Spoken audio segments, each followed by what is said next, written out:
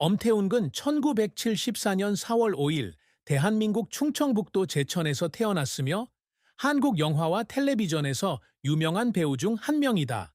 그는 20년 넘게 연예계에 종사해 왔으며 2009년 선덕여왕, 2012년 건축학개론, 2000년 그놈은 어디에도 없다 등의 작품에서 역할을 맡아 주목을 받았습니다. 가수 겸 배우 엄정화의 동생인 태웅은 초기 어려움을 극복하고 이름을 알렸지만 그의 삶은 어려움과 트라우마로 가득 차 있었습니다. 2013년 발레리나 윤혜진과 결혼해 딸 엄지원을 둔 태웅은 큰 격변을 겪었는데 특히 2016년 스캔들로 인해 그의 경력과 사생활이 뒤바뀌었습니다. 51세의 나이에 그는 깊은 슬픔과 귀중한 교훈을 안고 대중의 눈에 다시 모습을 드러냈습니다. 이 글에서는 엄태웅의 인생 여정을 살펴보겠습니다. 그의 가장 큰 슬픔, 그의 경력에서의 흥망성쇠, 그의 업적, 그의 연애사, 그의 재산, 윤혜진이 남편의 고난을 바라보는 관점, 그리고 그의 유산에 대한 개요를 살펴보겠습니다. 엄태웅의 인생에서 가장 큰 슬픔은 2016년 매춘 사건에 연루되었다는 비난을 받았던 사건으로 이로 인해 그의 경력, 명예, 사생활에 심각한 결과가 초래되었습니다. 태웅은 2016년 8월 불법 마사지 업소에서 여성으로부터 성폭행 혐의를 받았지만 이후 폭행 혐의는 기각되었고 성매매 혐의로 1,300만 원, 약 11,000달러의 벌금만 선고받았습니다. 이 사건은 그에게 엄청난 여론의 비난을 안겨주었을 뿐만 아니라 당시 둘째 아이를 임신 중이었으나 정신적 충격으로 유산을 한 윤혜진과의 결혼 생활에도 큰 충격을 안겨주었습니다.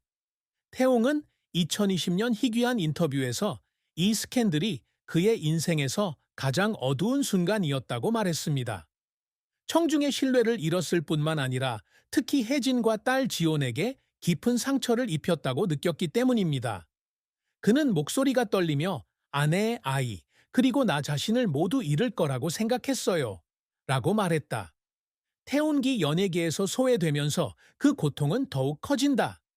스캔들 이후 그는 스크린에서 거의 모습을 감췄고 영화나 TV쇼 출연 제의도 받지 못했습니다.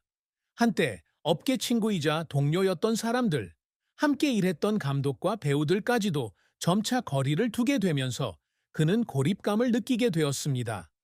그는 어느 날 방에 혼자 앉아 소셜 네트워크에서 악의적인 댓글을 읽으며 불공평하다고 느껴 울기도 했다고 말한 적이 있습니다. 그는 제가 틀렸다는 걸 알았지만 그런 비판을 받으면서 저는 더 이상 인간이 아닌 것 같은 느낌이 들었어요. 라고 말했습니다. 이 스캔들은 그의 경력에 오점을 남겼을 뿐만 아니라 오랫동안 지속되는 슬픔이기도 했으며 그로 인해 그는 수년간 자기 성찰과 후회 속에 살게 되었습니다. 태운기 좀처럼 이야기하지 않는 또 다른 슬픈 이야기는 그가 한국 연예계의 큰 스타인 누나 엄정화의 그림자에서 벗어나려고 애썼던 초기 경력 시절의 고난이다. 제천의 평범한 가정에서 태어난 태운은 연예계에 진출할 만한 경제적 배경이나 인맥이 전혀 없었다. 그는 수년간 엑스트라와 백그라운드 배우로 일했으며 오디션에서 종종 탈락했습니다. 그는 특히 여동생과 비교했을 때 연기를 포기하고 싶다는 생각을 한 적이 있다고 말한 적이 있다. 사람들은 제가 엄정화 동생이라서 주목받는다고 하잖아요. 그러면 제가 아무 가치도 없는 사람처럼 느껴져요. 2013년 해피투게더에 출연했을 때 그는 이렇게 말했다. 결국 태웅 역시 자신의 실수 이후 좋은 아버지이자 남편이 되어야 한다는 압박감으로 슬픔을 짊어지게 된다. 지온의 아버지로서 그는 항상 딸을 대중의 비난으로부터 보호하려고 노력했지만 2016년 스캔들 때문에 지온은 학교에서 소문에 시달리게 되었습니다. 그는 지온이가 왜 사람들이 그의 아버지에 대해 나쁜 소문을 퍼뜨렸는지 물어본 적이 있다고 말했고 그 질문에 그는 울었다고 했습니다.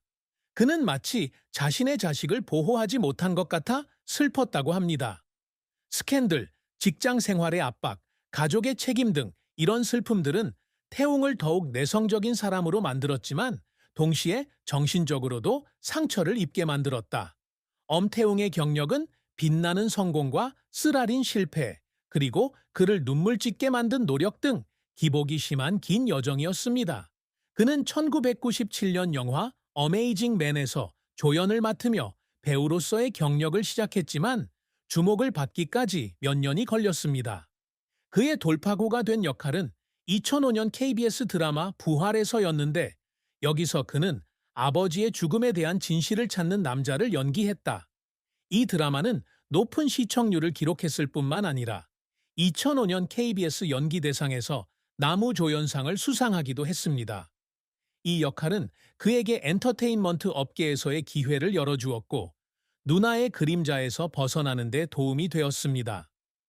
부활 이후 태웅은 악마 2007, 선덕여왕 2009, 닥터 챔프 2010 등의 작품에서 역할을 맡아 자신의 재능을 계속해서 드러냈다. 특히 선덕여왕에서 김유신 역을 맡아 감성적이고 심오한 연기를 선보이며 그의 이름을 새로운 차원으로 끌어올렸다. 이 드라마는 평균 시청률 40%를 돌파했고 일본, 베트남 등 여러 나라로 수출되면서 태운은 한류 스타로 떠올랐다. 그는 또한 2009년 AMBC 연기대상에서 나무주연상 후보로 지명되었는데 이는 그의 경력에 있어서 중요한 이정표가 되었습니다. 영화계에서 태웅은 2010년 영화 아저씨에서 원빈의 상대 역인 악당 김태식을 연기하며 주목을 받았다. 이 영화는 흥행에 성공하여 420만 달러 이상의 수익을 올렸을 뿐만 아니라 특히 유럽의 영화제에서 국제적으로도 호평을 받았습니다. 이 역할은 태웅의 긍정적인 캐릭터부터 부정적인 캐릭터까지 다양한 연기력을 보여준다.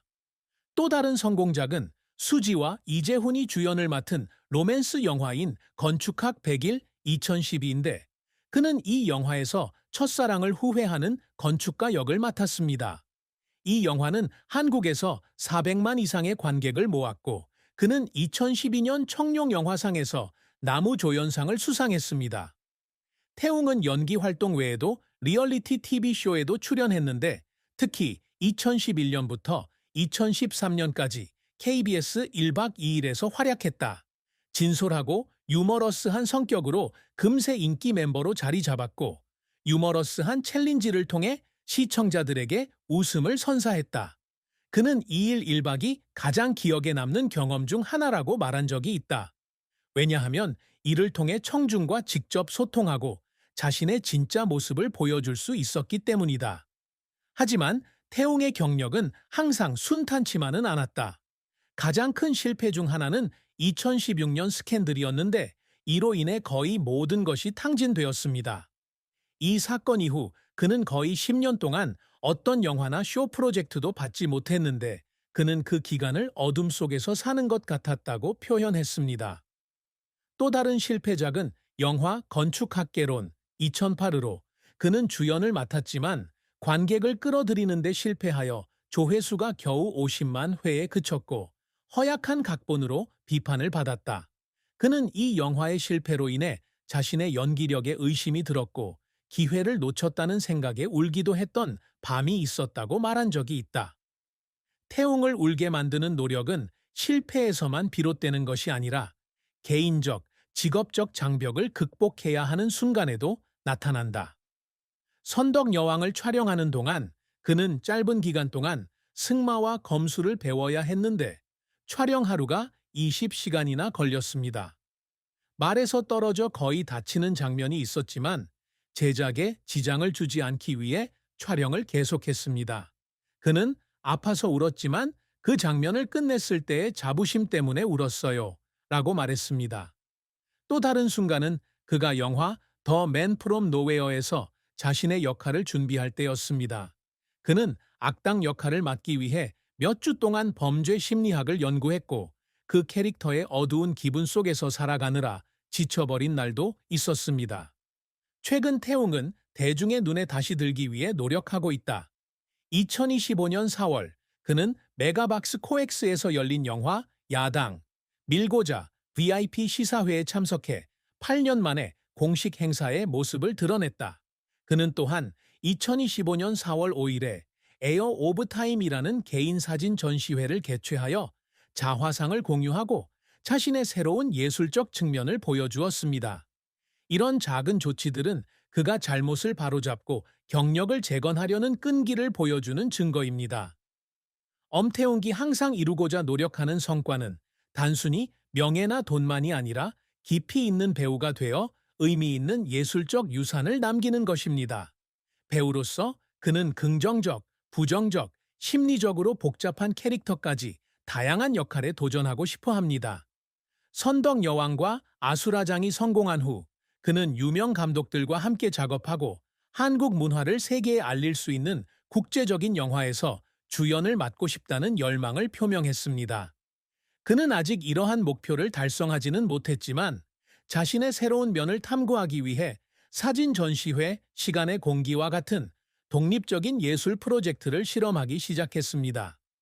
태웅은 연예계에서도 긍정적인 롤모델이 되기 위해 노력하고 있다.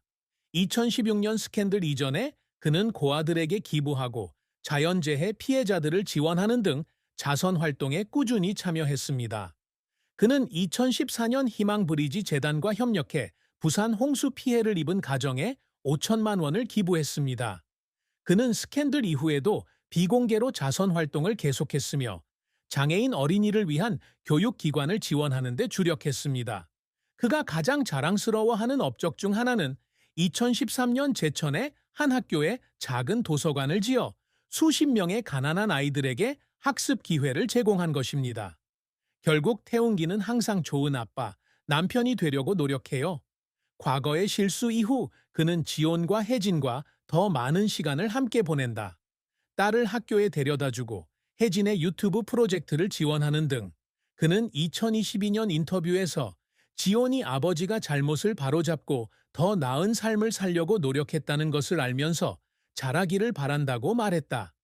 이런 목표는 간단하지만 그가 가장 힘든 시기에도 계속 나아갈 수 있게 해주는 힘입니다. 엄태웅의 삶. 엄태웅의 삶.